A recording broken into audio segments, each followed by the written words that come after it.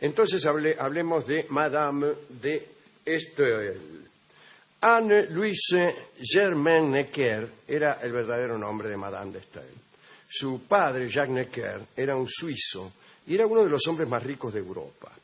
Había prestado, según parece, dinero al gobierno francés. Este es un dato que contribuye a despertar en ustedes la sensación de que Necker era rico. Una sensación deseable para la mejor interpretación de esta charla. Bien. Había sido, además, Necker, ministro de Finanzas del rey Luis XVI, será Necker. Y la madre de Madame de Staël, Suzanne, era escritora e hija de un clérigo calvinista. Y además parece que era hermosísima la vieja. Bueno, Anne nació en París el 22 de abril de 1776. Pasó su niñez en medio de una atmósfera intelectual recargada de etiquetas y protocolos. Fue una niña precoz. A la edad de 5 años, parece, cuentan, anda a saber, entró al salón de su madre y preguntó a una anciana duquesa que estaba allí lo siguiente: Madame, ¿cuáles son sus puntos de vista sobre el amor y la muerte? Dijo a los 5 años. La pregunta en verdad no es tan asombrosa. Es asombroso el discurso. Formulada así. Y la fórmula, pero la pregunta, madre, ¿por qué nos morimos? O madre, ¿por qué nos enamoramos? Es propia de un niño, no solo de 5 años, sino de 3. Bien, ahora, el inciso, ¿cuáles son sus puntos de vista? Punto de vista. Sí. La noción de punto de vista es mucho más oscura para un niño que la noción de la muerte y del amor. Bien. A los 14 conoció a Eric Magnus, ya no es esta otra postulación a la precocidad. No, ya. No, en otro orden de cosas, porque ¿cómo sería que a los 5 años dijo esto de los puntos de vista y a los 14 conoció a Eric Magnus? No. Conoció como cualquiera. Que era barón de Staël-Holstein. 17 años mayor que ella era el barón. Y parece que era el encargado de negocios suecos en París. Era pobre, por muy varón que fuese. A Necker, el papá de Anne, le cayó bien este varón de Staël-Holstein y le compró a este muchacho el cargo de embajador durante 12 años con el fin de hacerlo más digno para su hija. Le compró, no es que se lo compró a él, sino lo compró para él. Compró el título de embajador y se lo dio a este hombre. ¿Para qué? Bueno, para que fuera digno de su hija. Al poco tiempo Anita se casó nomás con Eric, el barón de Staël-Holstein, y se convirtió en Madame de Staël. Hay que decir que a ella no le entusiasmaba nada este matrimonio y desde el principio se mostró muy poco entusiasta. Aburrida en realidad, ya que el matrimonio no le proporcionaba demasiado disfrute. Y entonces parece que se dedicó a escribir.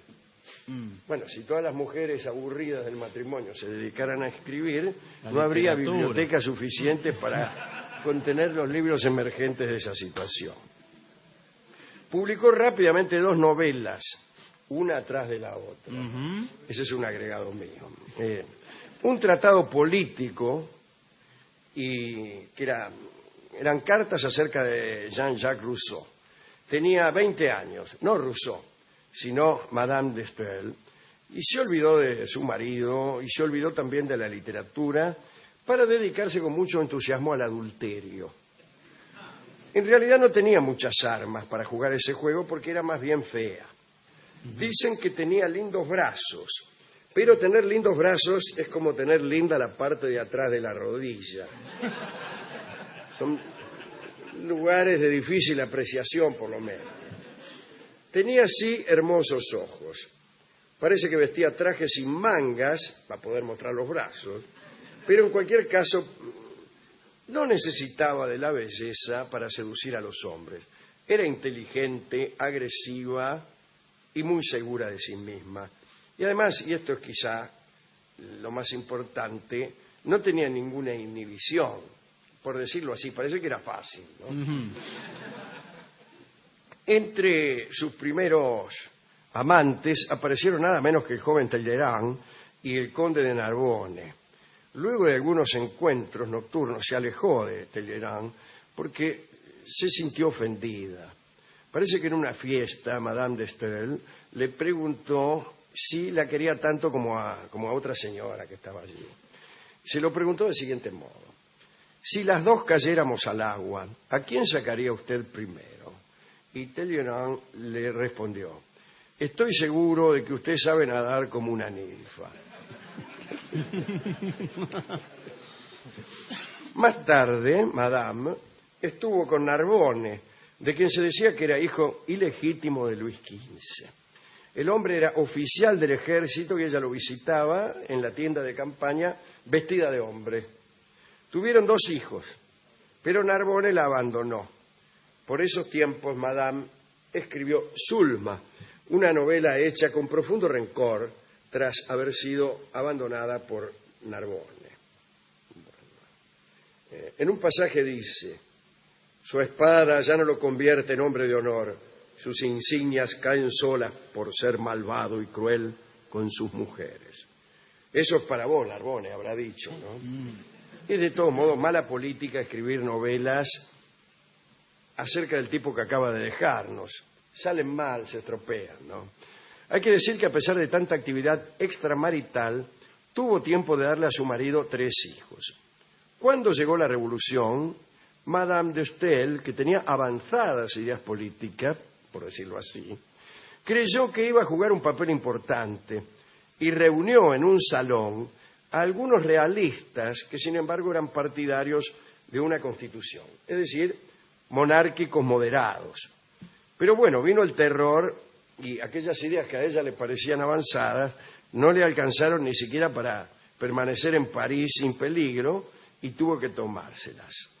Se fue a Suiza mientras su marido, el barón, hacía negocios en Suecia.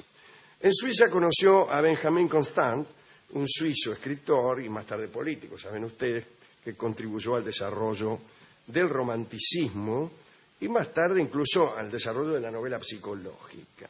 Constant era alto, torpe y pelirrojo, así que Madame de Staël confesó que al principio el aspecto de este hombre la llenó de una invencible repulsión física.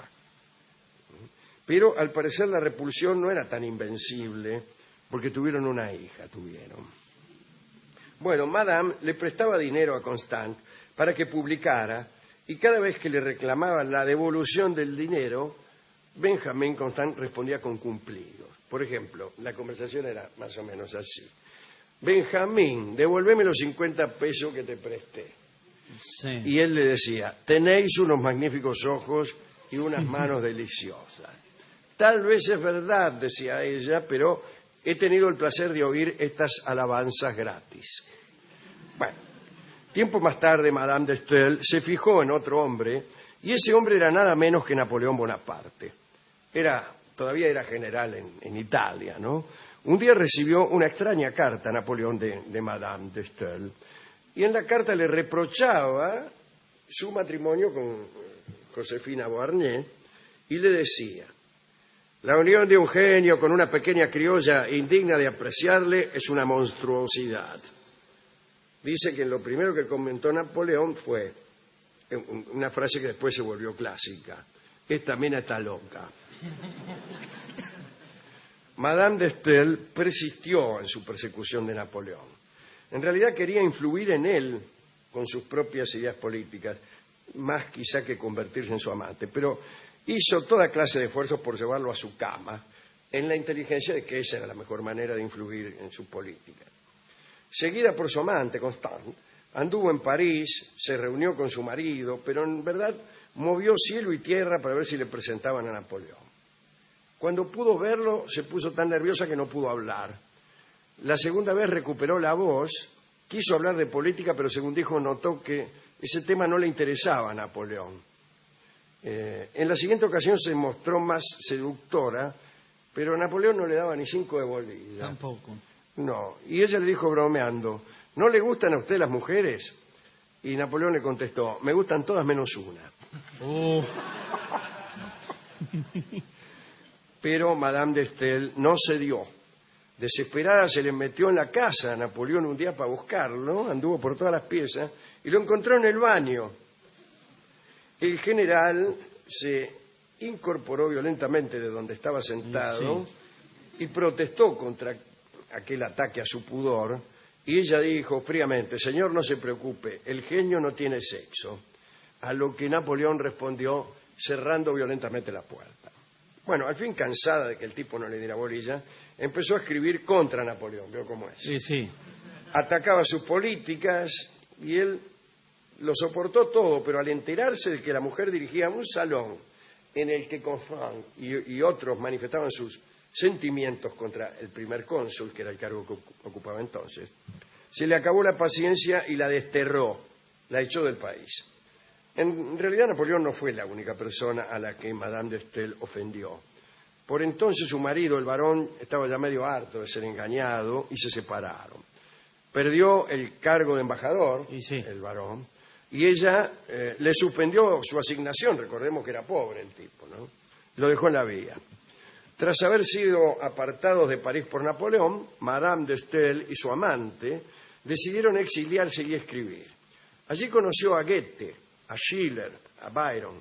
Con Goethe tuvo una entrevista de 1 hora y Madame de Staël, bastante arrogante, creyéndose una celebridad, se inclinó solemnemente ante la mujer que le abrió la puerta, que no era otra que la vieja de Goethe, la mamá. Ajá. Y le dijo: soy la autora de Corinne, que era la novela más famosa que había escrito ella. Y la señora le dijo: y yo soy la madre de Goethe. Después le preguntaron a Goethe sobre aquella visita y dijo: es una muchacha interesante, pero yo no pude hablar mucho porque ella habló demasiado. Bueno, más tarde Madame de Staël se arrepintió toda la vida por no haber escuchado a aquel hombre. Bueno, ella y Constant raras veces se separaban y entonces Constant estaba empezando a cansarse, vio cómo es. No soportaba el carácter dominante de Madame. Ella tenía la arrogancia de la riqueza, pero creía mucho en su superioridad intelectual. Y el amante Constant escribió, dice: nunca vi una mujer mejor ni con más gracia y devoción, pero admito al mismo tiempo que jamás vi una mujer cuyas exigencias absorbieran tanto la vida de quienes la rodeaban. Entonces la abandonó en 1809, se la tomó. Se quedó sola ella, escribió un libro llamado Alemania. Napoleón le confiscó toda la edición, 10.000 ejemplares. Esto le causó una gran amargura, pasó por agudas depresiones, su cuerpo se deterioró, le tenía horror a la vejez, Madame, se estremecía ante la idea de que llegara. Bueno, después de Waterloo regresó a París y presidió un nuevo salón, pero la salud no la acompañó y se murió. Se murió en julio de 1817 a los 51 años. Lord Byron participó en sus últimas reuniones y tiempo después llegó a decir que se debía a Madame de Staël la aparición del espíritu romántico. Bueno, no será para tanto Byron. De todos modos, fue una figura casi paradigmática porque hubo muchas Madames de Staël en la historia de Francia, ¿no? Tenía un perfil romántico, por lo que dice. Sí, bueno, pero digo por los salones, ¿no? Cuando recordamos estas mujeres ilustradas y ricas que armaban tertulias, enseguida nos acordamos de esta mujer, ¿no?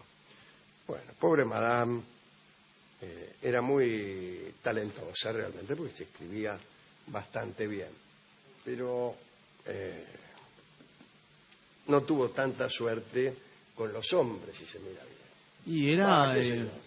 No tuvo suerte con Napoleón, que era el que a ella le gustaba, y él le respondió con la mayor indiferencia. De manera que rápidamente escucharemos el tango Indiferencia,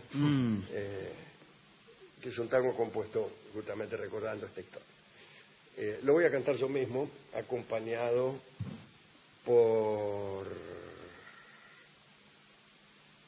Fernando Marsan. Acompañado por Fernando Marsan y su trío. Adelante.